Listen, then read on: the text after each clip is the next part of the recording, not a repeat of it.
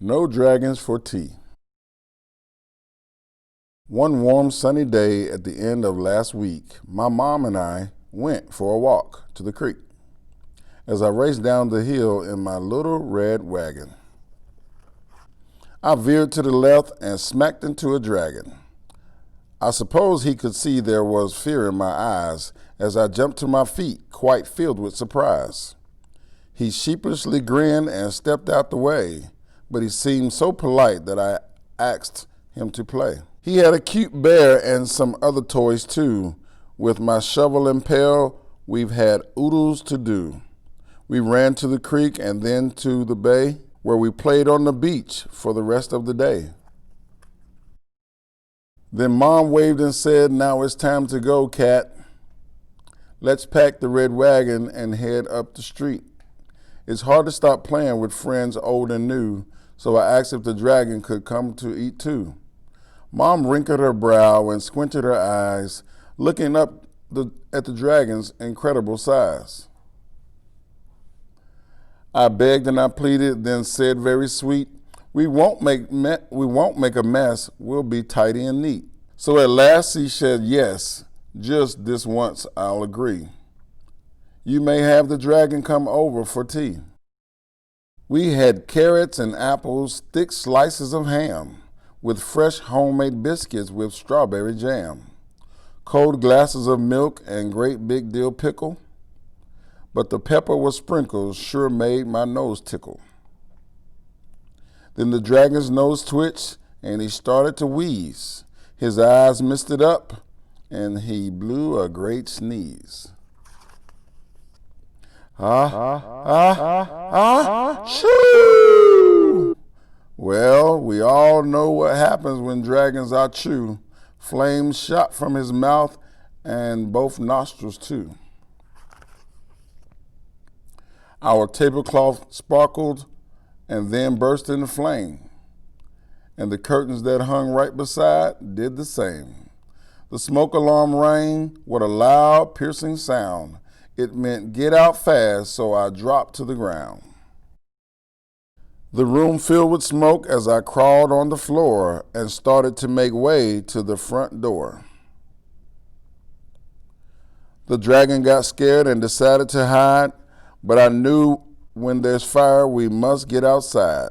I grabbed his thick tail with one mighty tug. I pulled that big dragon from under the rug. I crept down the hallway and said, "Follow me.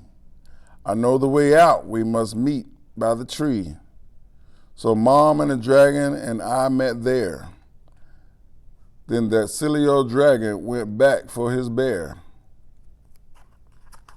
We ran up and caught him and wouldn't let go. And I said, "Listen, dragon, here's what you should know. Don't ever go back. That just will not do. We can get a new bear, but we can't replace you." Since the fire was burning inside of our home, we went to the neighbors to borrow the phone. Mom knew what to dial and said calm and clear, "Here's our full street address. Send the fire trucks here." Before very long, down our street they came sailing, with bright red lights flashing and loud sirens wailing.